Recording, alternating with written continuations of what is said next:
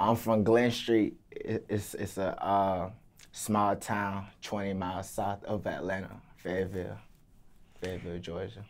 And do you still reside in that area now, or are you in Atlanta actually? I currently go to school in Orlando. You know what I'm saying? I done graduated school, got up out the Ville, moved down to Florida, go to school, finish up next year. But in the meantime, traveling, doing shows, performing, having a good time, man. We'll talk about that a little later. But for you, what was it like growing up in Fayetteville? Can you paint that picture for us? It was rough, you know, because I was always in trouble. I was always doing the most, fighting in school, talking back to the teachers. I got kicked out of one school, went to the next, but besides that, I just tried to do the best I can. They tried to help me back, hold me back. I just kept going, you know. What was your roughest moment for you growing up? Out like, of all the moments you faced, what was the roughest?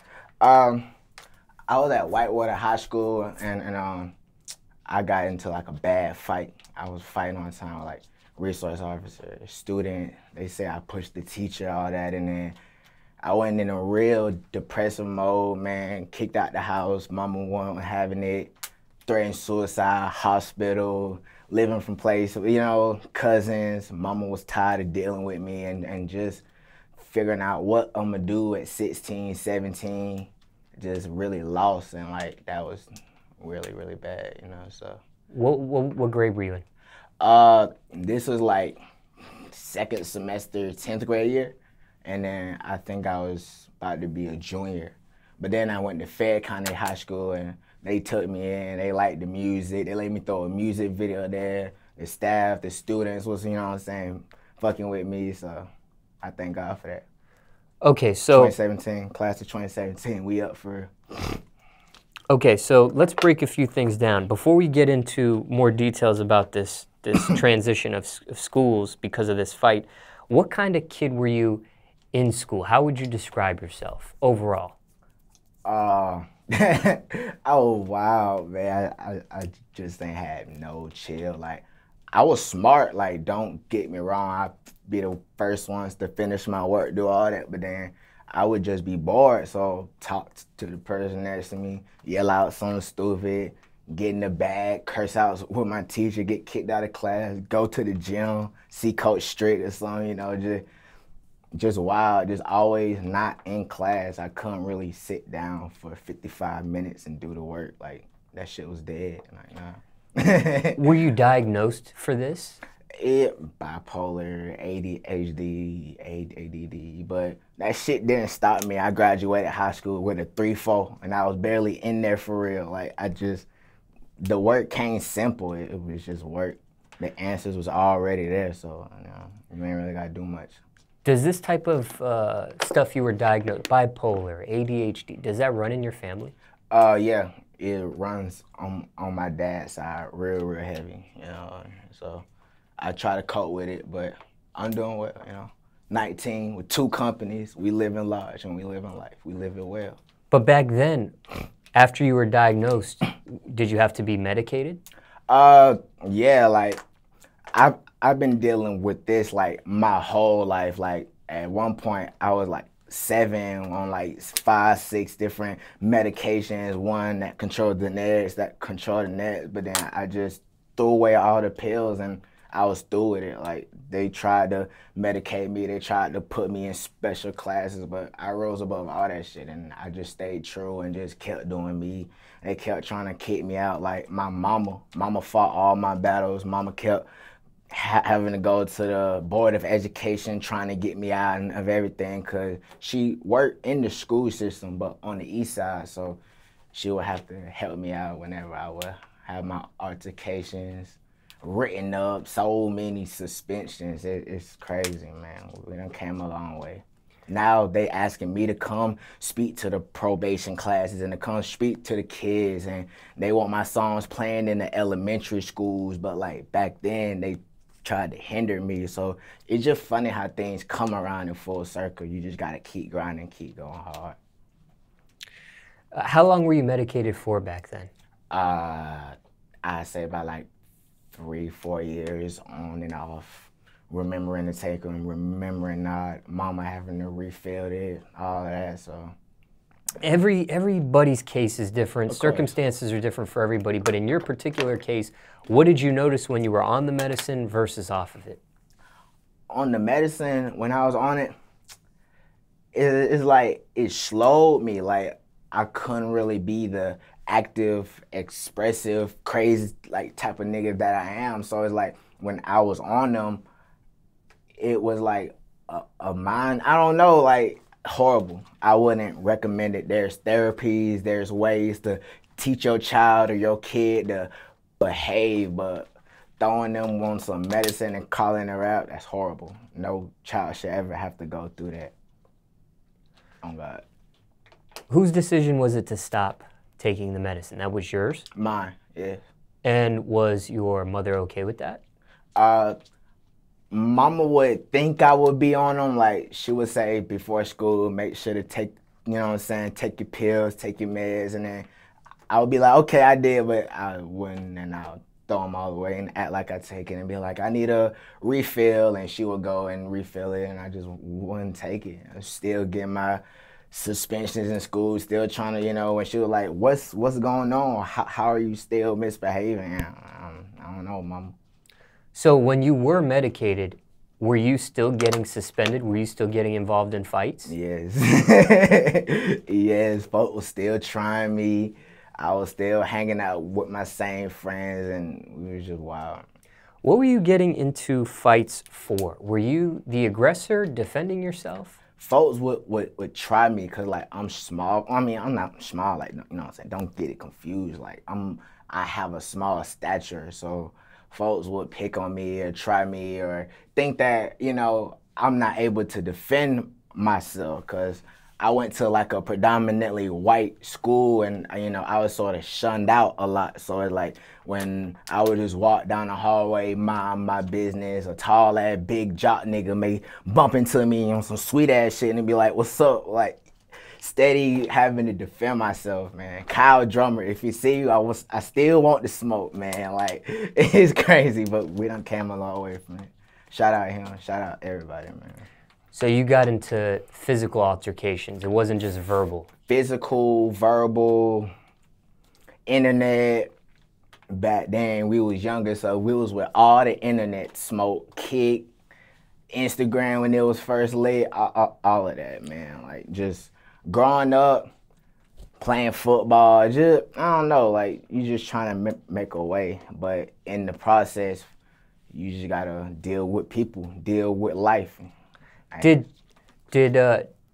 I didn't mean to cut you off there. You good? Okay. Did teachers get involved? Did guidance counselors get involved? Did your parent get involved when you got into these altercations? Yeah. I mean, a fight will happen. It will go back to the teacher, go to the principal, go to mama. They'll call mama. Mama would, let me talk to him, and we'll talk, and then get my ass whooped at the house, go back to school, do the same thing. Like, it's a whole cycle. School was just a cycle. Friday, I couldn't hang out. I couldn't go to the football games. I was at the house writing 1,000 times why I shouldn't mess up in school. Then the next week I would do the same thing. So, teasing and bullying is a big ordeal that kids face, and it's I probably don't condone it at all. That's whack. Be yourselves. And not only is it happening physically or verbally, but in this day and age, it's happening digitally. People cyberbullying. Yeah. You physically got involved. We've seen stories where sometimes people get killed over this stuff. Facts, man. It's not sweet, you know what I'm saying? You stop with it. The teasing, the bullying. I feel like if you have to do that, then you have insecurities within yourself that you have to fix. And you know what I'm saying? That's only between you and the man upstairs, but nobody has the right to mess with somebody else. We've also seen news stories where kids have committed suicide over stuff like this. They've offed themselves. Facts. That's rough. That's messed up. The fact that another person took a life because of another human, like, I don't get that. This world is going in shambles, but I just try to live every day. That's why when I speak to, you know what I'm saying, college organizations and high school kids, and I tell them, like, just find you a group of kids and just grow and build together. That's all you have to do. You don't have to worry about what the next person doing or what the next person got going on. Just be great within yourself. You ain't got to do all that extra stuff. Leave that nigga alone for real. Like. Now, you did mention depression. Facts. Was that depression and the bipolar stuff, was that something that had something to do with these fights? Like, meaning, were you getting, excuse me, were you getting into these fights, and then because of the teasing, because of the fights, did it lead to depression? Yeah, that, and like, just in my city, like, I was the type of person that, like, I had like an acquired taste. Like, you either fuck with me or you either don't. Like, it was no in the middle. So like, acceptance was real big. Like, to the folks that held me down and knew me for who I was and knew the authentics in me, like, that's dope. But when folks see me, like, they will first judge me either off of how I speak, how I dress, all of that. So like, I wasn't really in one clique or one group. I was everywhere, you know. So just a sense of loneliness and just always by myself and not really having like a best friend or someone close, because like, I don't know, folks are not genuine. I just don't see it anymore, you know. You never had a best friend? Not like steady for like years and years. Like, nah, I can't call one person on my phone. Like, I got partners, I got close friends, I got folks who I don't, you know what I'm saying? But like, a best friend, like consistent, like, not really. That can be lonely. Facts, man. That's why I'm into music. Music heavy. Music consoles me. Music there, you know, every time. And when you say you talk, you have a speech impediment. Facts, yeah. It doesn't sound that bad in this interview. Like my mama. I've been working on it, you know what I'm saying? But if folk get me geeked up, I be stuttering a little bit, but because it's sweet, man. When we say speech impediment, I've heard people with speech impediments that were Baby way worse than you. I think that's dope, man. Me and Baby talk the same slick, you know what I'm saying? But he a G, you know what I'm saying? Folks not gonna try him, cause you know what I'm saying? He'll handle his business. I'm the same way, like, we still humans, you know what I'm saying? I'm still smart, ain't nothing changed. The reason why I asked about the depression is because I did mention earlier in this segment how kids have, in news stories, committed suicide. Were you ever close to that point? Did you have suicidal thoughts? Did you ever get that close? At one point, yeah, but it wasn't because of bullying, though. It was more so personal and like family matters and like just being lost and like trying to do good, and like you take 2 steps forward and you fuck up once, and then you all the way back, and all your aunties and all your uncles and everybody's on your neck, and you 17 still fucking up, like you on probation. Like, if you keep fucking up, you can kick out the house and you not coming back. So it's like, it was a lot, you know, just trying to find who I was and stay real in a world where like folks don't even do that. It was weird, man. But therapy and music and just isolation and going to school, going to Florida and getting out the small town, because that small town mentality is real, man. Like, if you trapped in your city and if you trapped in your place for a long time, like, you'll start to have that mentality of simplicity, and like, that's destructive. You say small town. Somebody watching this will be like, okay, Fayetteville, that is a small town, but it's 20 minutes away from Atlanta, which is a huge town. It's 20 miles. It's like 45 minutes, 50 minutes. You take 85 up or you take 314 up, and you're going to be stuck in that traffic, man. That traffic on the way up. Go right there past Georgia State. Shout out to everybody at Georgia State, man. Yeah. Now, you did mention therapy a second ago. Did you get therapy? Did you have... Tons of therapy sessions, man. Shout out Dr. Prino, Dr. Acock. Everybody, man, we done been through them sessions, man. Just like me and you sitting and talking. I didn't talk all day. Done talked about my problems, my family, what I go through, everything. How young did therapy start for you? Shit. 4, 5. Just always somebody with a notepad or somebody with a suit talking to me, talking about my fam, asking is everything all right, you know, just like I'm good, I'm living, I'm fine. Like, like we was soldier born and everything back then. Like I wasn't worried about nothing, but they had me in the sessions then, and I've had them since. You know, I still talk to my mom and have, you know, mediations and, you know, stuff like that. I think that's healthy for everybody. You know, you need that. You still have therapy today, even at 19? Of course. How often do you go? How often do you see somebody? If I see somebody, whether if it's like a call or a sit down, it'll be like, depending on either if a situation pop up, then I'll call and be like, yo, I'm going through something. But besides that, like every 4 or 5 months, let them know how things are, tell them how I've been feeling, keep it pushing, you know.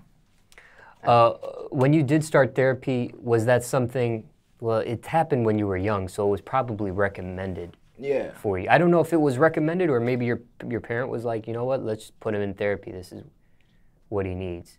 But you did say it was healthy. When it comes to therapy, can you talk to a therapist and say anything? Do you withhold stuff because maybe some things could happen if you withhold stuff?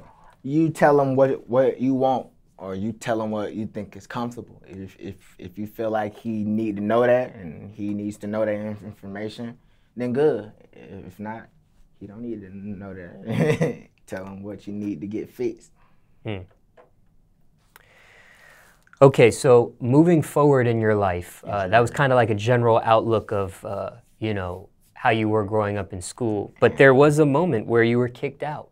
Yeah. Let's take it to the 10th grade situation. Second semester, you were kicked out.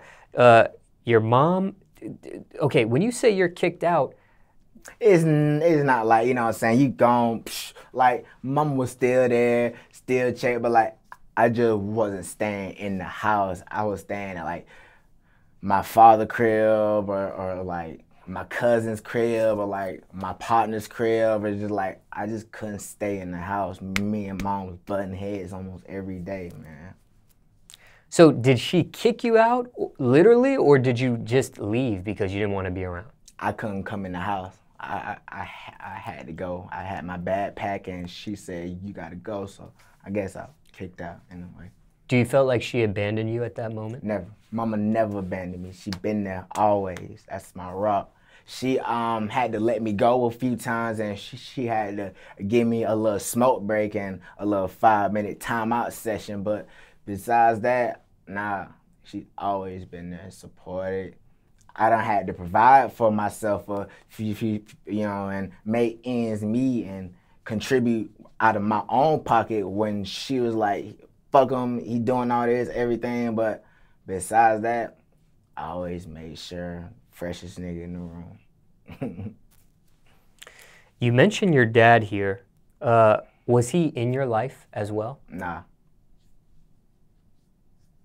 Wasn't in your life? Unfortunately. How young were you when your parents separated? I was 2 years of age. We was staying in Riverdale, Buttonwood, you know. Yeah. Do you separated? Do you think this may have contributed to? Oh yeah. The wildness, all them times I was wilding and cussing out and just saying fuck shit and yelling, and it's because I miss my father. I wanted him to be there more than he was. But it's like, I've been dealing with that and just being soaked in that, but like, I ain't talked to him in a couple years. It's just how it is. But there was a moment where you did stay with him.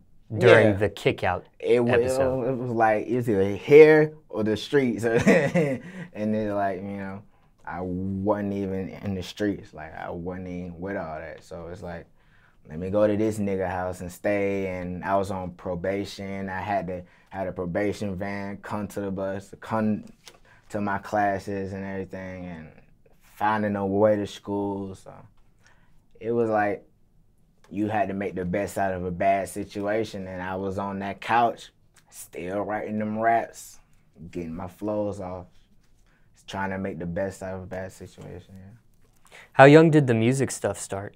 Man, I took it serious, man. I was in the 6th, 7th grade at Bennett Middle School. Big Bennett. Did you take, not did you take, were you enrolled in band? Did you do choir or anything like that? I was in chorus. I was in chorus. 9th through 12th grade. But I sung a mean baritone, but I had a couple solos. I had that, in the night, it's, you know what I'm saying? I was in that. I sung the Duke of Earl. I sung a mean baritone. Oh, God. When it came to you rapping, did you battle classmates? Were you into stuff like that back then? Or Man, the reason why I started taking rapping serious, I never forget, it was 8th grade, Bennett Mill lunch, man. Back then, I was known for making beats. It was playing during the morning announcements. You know, folks was like, hey, I like your beat. You keep going, all that. So I was the man around there. And then during the lunch, you already know them ciphers, them beats, all that. So I was rapping, getting my little flows off and everything. And then this little white geek, nerdy boy named Adam, right? Adam Coker, like he came up, pulled up, and he was like, I can out-rap you. I can do better than you, all that. I'm like, bro, go get your life, man. So like, he came in out of nowhere.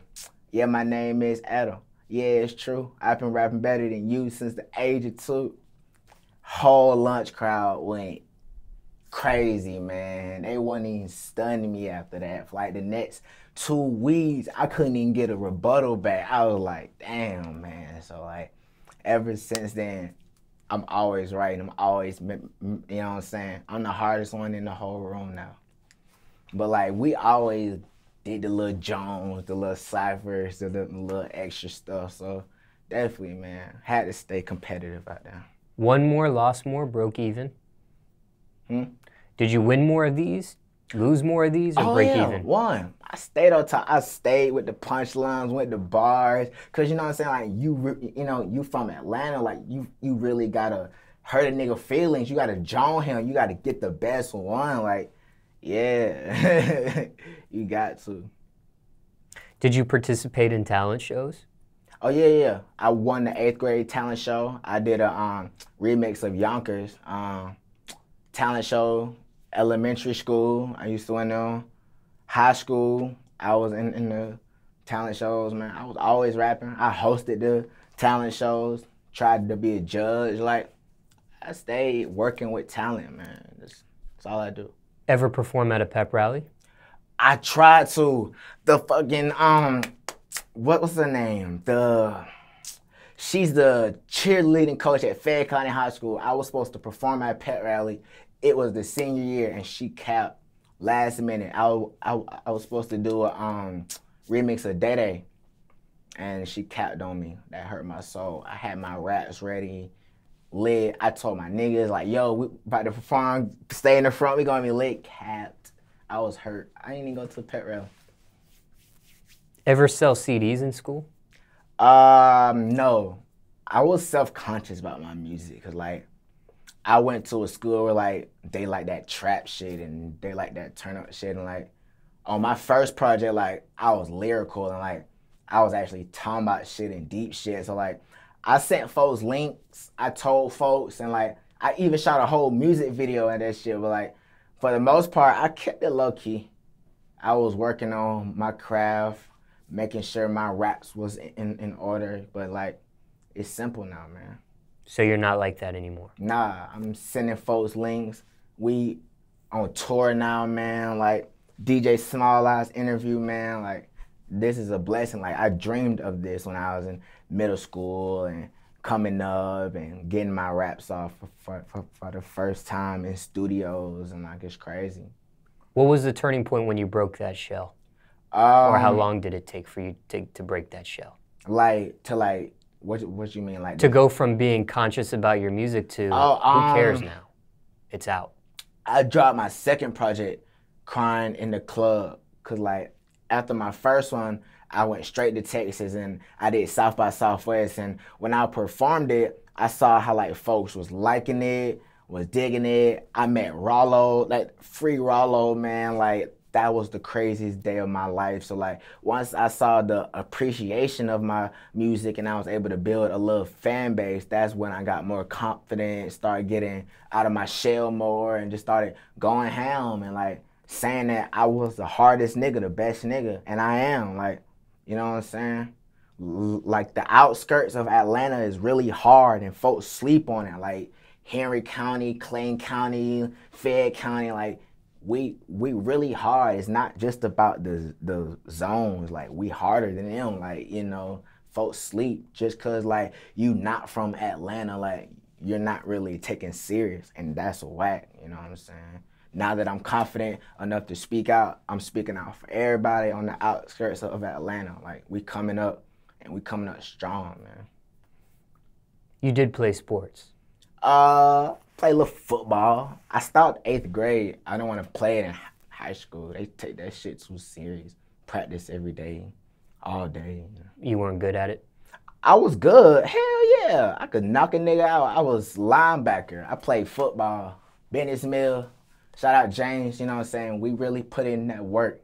But once 9th grade came, I was in chorus, girls. I was trying to work too, you know what I'm saying? So I wasn't studying those sports. I ain't even watch sports on TV. Still don't, cause like, they don't do it for the love no more. It should have read. You did graduate high school. Of course, class of 2017, we up, God bless.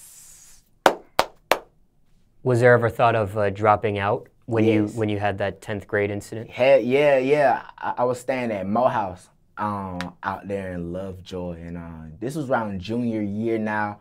I'm still getting in trouble. I'm at Fed now, so like I had a girlfriend that just drove me crazy, and like I was tripping on her, and I fucked around and got kicked out of school for like 3 days, and like during that time, bro, I was like, I'm not going back, fuck it. Like, this is like my final suspension after the hundreds and hundreds. I was like, bro, I'm sick of this. I'm tired of it, bro. And then like around that 4th, 5th day, bro, I started getting bored.